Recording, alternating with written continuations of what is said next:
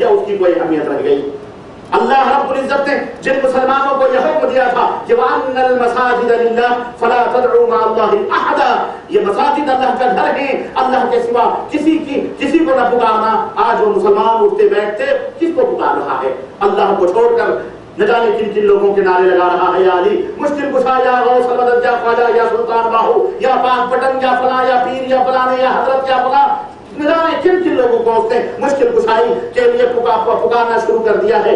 इमदाद देने वाला, इस्तिगासा, इस्तिआना, मदद, तलब, पनाह, सब कुछ ये मुसलमान तलब करता है। उनके नाम के नजर नियाज मानता है, उन्हें मुश्किल कुशा और हाजत रवा समझता है। कब्रों, मज़ारों, शद्दों, पंजों, अलमों, चबूतरों और चौखटों, जर्रों तक को चूमता है, अस्तगफिरुल्लाह, सजाता है, संवारता है। पास की खपच्चियां और जनाब आली मुर्गे, बकरे, मिठाइयां, नारियल, जलेबियां और सब कुछ के सदके उतारता हुआ नजर आ रहा है ये मुसलमान हमारे मुल्कों के अंदर।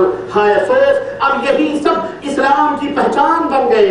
यही जो मुशरिकों के अमाल थे, यही जो कुफार के अमाल थे, यही जो शैतानों के अमाल थे, आज मुसलमानों के अमाल बनकर इस्लाम का सच्चा पक्का लेबल बन चुके हैं, इस्लाम की शनाख्त और पहचान बन चुके हैं। और जो असली इस्लाम था, जो सच्चा दीन था, हकीकी दीन था, आज वो आम मुसलमानों की निगाहों से ओझल हो चुका है, बल्कि उसे कुफ्र समझा जाने लगा है। कितनी बड़ी बदनसीबी है मेरे अजीजों और मेरे भाइयों, इस बात का रोना। लोगों, अल्लाह के रसूल सल्लल्लाहु अलैहि वसल्लम फरमाते हैं फ़इन्न अस्दक़ल कलाम कलामुल्लाह, सबसे ज्यादा सच्ची बात अगर इस कायनात में किसी की है तो कौन है? वो अल्लाह की बात है, अल्लाह का कलाम है कुरान करीम। व खैरुल हदी हदी मुहम्मदिन सल्लल्लाहु अलैहि वसल्लम, और सबसे बेहतरीन तालीम और सबसे बेहतरीन हिदायत अगर इस दुनिया में किसी की है तो वो एक जात है, हजरत मोहम्मद रसूलुल्लाह। सारी कायनात को पल्ले में रख कर तौला गया। मेरे नबी ने फरमाया कि दो फरिश्ते आए और दोनों ने कहा ये सोने वाला जो सो रहा है इसको 10 आदमियों के मुकाबले में तौलो। कहते हैं कि एक तराजू पर मुझे रखा गया और दूसरे पल्ले पर 10 आदमियों को रखा गया, मेरा वजन उनसे भारी हो गया। फिर कहा गया 100 आदमियों को रखे तौलो और देखो मोहम्मद का वजन कितना होता है सल्लल्लाहु अलैहि वसल्लम। कहते हैं कि 100 आदमियों को रख के तौला गया, फिर भी मेरा वजन सबसे ज्यादा रहा। अल्लाह के हबीब फरमाते हैं फिर 1000 के मुकाबले में तौला गया, फिर भी मेरा वजन सबसे ज्यादा रहा। 1000 नहीं, कहने वाले ने कहा इस शख्सियत की बड़ी अजीमुशान शान है, इसको पूरी दुनिया के मुकाबले में तोड़ो। नबी फरमाते हैं पूरी दुनिया के इंसो जिन को तराजू के एक पल्ले पे रखा गया और मुझे तन्हा एक पल्ले पे रखा गया, फिर भी मेरा वजन सबसे भारी रहा। ये मेरे हबीब की शान है, ये मेरे नबी का, मेरे नबी हजरत मोहम्मद रसूलुल्लाह सल्लल्लाहु अलैहि वसल्लम की अज़मत और हजरत सल्लल्लाहु अलैहि वसल्लम की शान। और आप क्या समझ रहे हो, जिस्म तौला जा रहा था, गोश्त और पोस्ट तौला जा रहा था, अल्लाह के नबी के जिस्म के चमड़े तौले जा रहे थे, खून और गोश्त और पोस्ट से बना हुआ वो मुजस्समा नबूवत का तौला जा रहा था। नहीं नहीं, नबी की अजमत चुन रही थी और दुनिया को ये बतलाना था क्या दुनिया के लोगों, सारी कायनात एक तरफ हो जाए, तने तनहा तुम्हारे नबी की बात अगर आ जाए तो सारी कायनात से मुंह फेर लेना, मेरे नबी की बातों को तस्लीम कर लेना।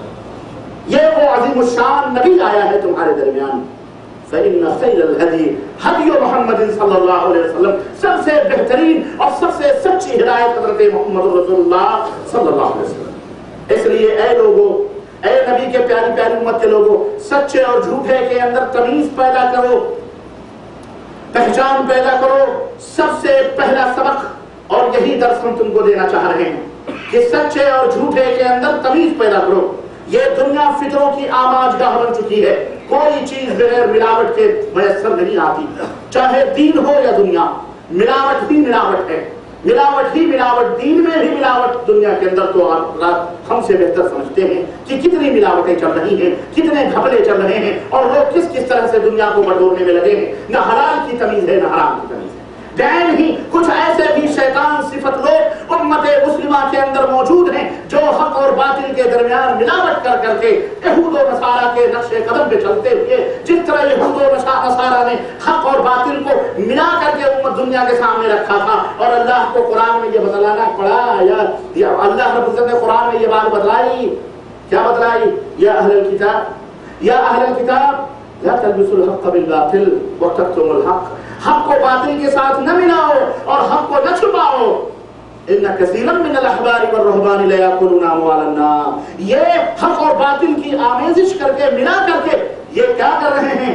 حرام چیز کھا رہے ہیں، لوگوں کو الو بنا رہے ہیں، الو بنا کے اپنا جہنم بن رہے ہیں۔ بہت سارے مولوی، بہت سارے علماء، بہت سارے صوفیہ، بہت سارے پیر، بہت سارے رہبان، بہت سارے احبار، بڑے بڑے یہ وہ لوگ ہیں جو حق کو باطل کے ساتھ ملاتے ہیں۔ میرے بھائیو، اس لیے پہلا سبق یہ ہے کہ حق اور باطل کے درمیان تمیز پیدا کرو۔ اللہ اور اس کے رسول سے بڑھ کر سچی بات بھلا اور کس کی ہو سکتی ہے؟ لوگوں یہ نہ دیکھو کہ کہنے والا کون ہے، بلکہ دیکھو یہ بات کس کی کر رہا ہے، یہ کس کی بات کر رہا ہے۔ اگر اللہ اور اس کے رسول کی بات ہو اور دلائل اور براہین کے ساتھ موجود ہو، اس کی مان لو، اور اگر اللہ رسول کی بات نہ ہو تو پھر اس کی طرف نظر اٹھا کے نہ دیکھو۔ بھائیو، تمہیں معلوم ہے کہ قوم نوح کیسے گمراہ ہوئی؟ بتاؤ، قوم نوح کیسے گمراہ ہوئی؟ تمہیں پتا ہے؟ نوح علیہ السلام حضرت آدم سے لے کر حضرت نوح علیہ السلام تک نہ کوئی کافر تھا دنیا میں، نہ کوئی مشرک تھا۔ یہ بات پلے بات ہوئی۔ حضرت آدم سے لے کر حضرت نوح علیہ السلام تک نہ کوئی کافر تھا دنیا میں، نہ کوئی مشرک تھا، سارے کے سارے سب مسلمان تھے۔ سب کے سب کون تھے؟ کفر یا شرک داخل ہوا کہاں سے؟ حضرت نوح علیہ السلام کی قوم سے داخل، اور جب ان کے اندر شرک داخل ہوا، لا تذرن ودا ولا سواعا ولا یغوث ولا یعوق ولا نصرا، حضرت نوح کتنے سال تک پکارتے رہے، دعوت دیتے رہے توحید کی؟ 950 برس، 950 برس، 50 کم 1000 برس۔ اللہ اکبر، کس کی دعوت دیتے تھے؟ یا قوم اعبدوا اللہ ما لکم من الہ غیرہ، اے میری قوم کے لوگوں، ایک اللہ کی عبادت کرو، تمہیں کیا ہو گیا ہے؟ یہ اللہ کے سوا غیروں کی عبادت و پوجا کرتے ہو، ود کو، سوا کو، یغوث کو، یعوق۔ عبداللہ ابن عباس فرماتے ہیں تفسیر بخاری کے اندر اس آیت کریمہ کی تفسیر میں کہ یہ ود، یہ سوا، یغوث، یہ یعوق، یہ نصر، یہ 5 پنجتن پاک جو تھے، یہ اس دور کے سب سے بڑے ولی اور صالحین لوگ تھے جو ایک کٹھیے کے اندر بیٹھا کرتے تھے۔ ان کی اپنی مجلس تھی، ان کی اپنی بیٹھک تھی، وہاں وہ بیٹھا کرتے تھے، اور لوگ ان سے جاتے تھے، حال چال پوچھتے تھے، ان سے محبتیں کرتے تھے، بڑے نیکوکار تھے اس قبیلے کے، اس قوم کے۔ جب وہ مر گئے تو شیطان آیا، اور شیطان نے کہا کہ یہ بڑے صالح لوگ تھے، نیک تھے، قبیلے خاندان کے، ملک کے بڑے بڑے بزرگ تھے، اب وہ تو مر گئے، تم ان سے ہدایتیں لیتے تھے، تعلیمات لیتے تھے، حلال حرام کی تمیز ہوتی تھی، اب یہ مر گئے، یہ خانقاہ ٹوٹ جائے گی، یہ کٹیا ٹوٹ جائے گی، ایسا کرو کہ ان کی یادگار کو کم از کم بنا لو، یادگار رکھو۔ تو لوگوں نے کہا کہ کیسے یادگار رکھیں؟ اب وہ شیطان آپ کیا سمجھتے ہیں کہ وہ ایسے ہی آیا ہوگا، فرنیچر بن کر کے آیا ہوگا؟ ہاں بھائی، کہتے ہیں نا کہ جس سے جو کام کروانا ہوتا ہے آدمی اسی لیول کا بن کر کے اس کے سامنے جاتا ہے تب کام ہوتا ہے،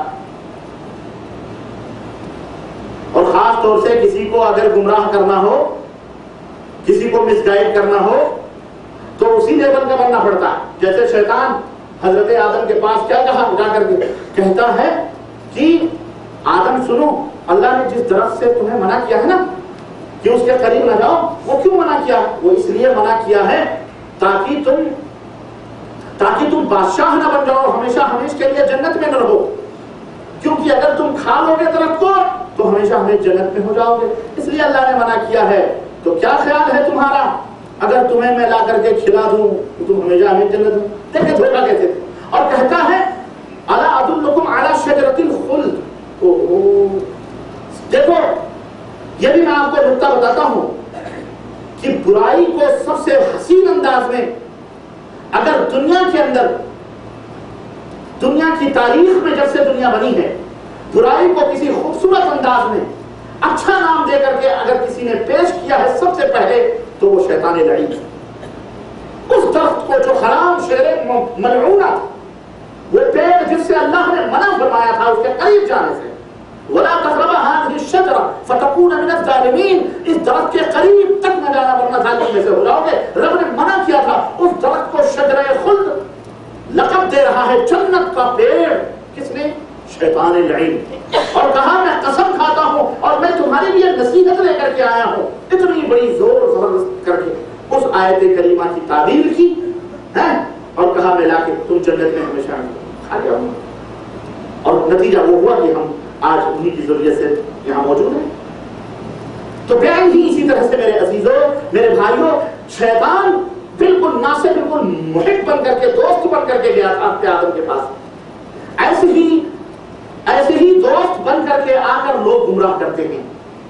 ایسے ہی شیطان بھی قوم نوح علیہ السلام کے پاس آیا. اس نے کہا ہم تو کچھ نہیں, بس اس جگہ کو ذرا گھیر گھار دو اور بس اس کو یادگار کے طور پہ کام رکھو. جناب عالی گھیر گھار دیا لوگوں نے, بات صحیح ہے بھائی, بزرگ لوگ ہیں, اچھے لوگ ہیں, یہ ان کا بنگلہ تھا, چلو صحیح بات ہے, گھیر گھار کیوں.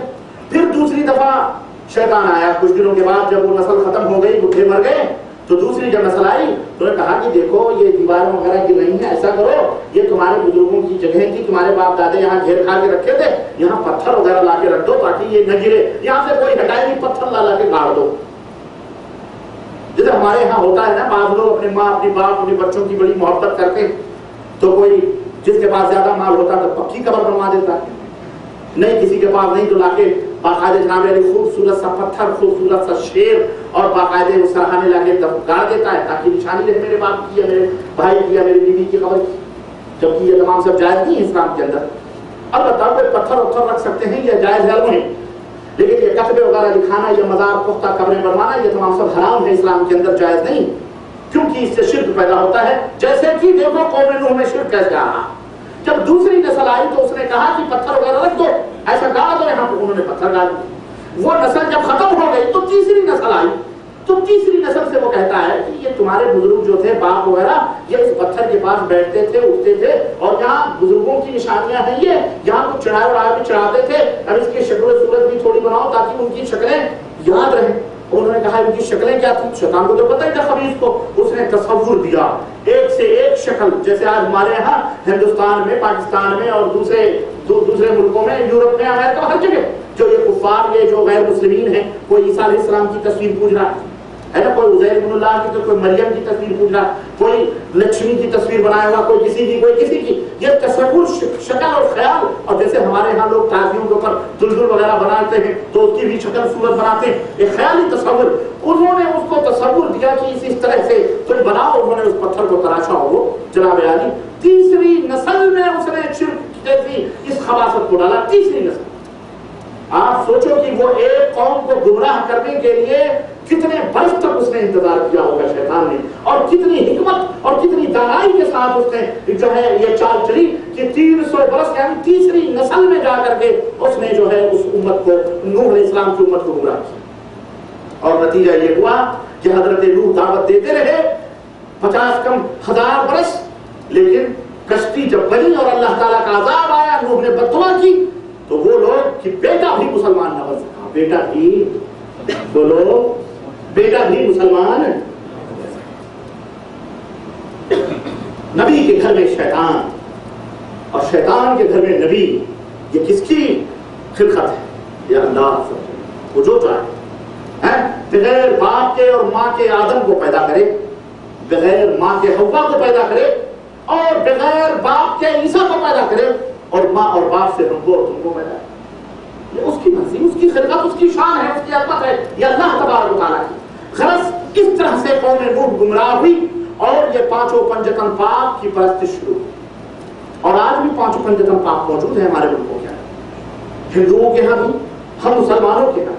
وہ 5 پنجتن, ود, سوا, یغوث, یعوق, نصر, یہ 5 قوم نوح کے اندر جب بت پرستی کی ابتدا, بزرگ پرستی کی ابتدا. اور ہمارے اندر بھی 5 لی خمسۃ اطفی بہا حر الوبا والحاطمہ, کہتے ہیں ہمارے 5 مشکل کشاں ہیں, اطفی بہا جن کے ذریعے سے بجھاتے ہیں ہم حر الوبا وباؤں کے چلن کو اور اس کی تپش کو اور اس کے آگ کو دور کرتے ہیں. کون؟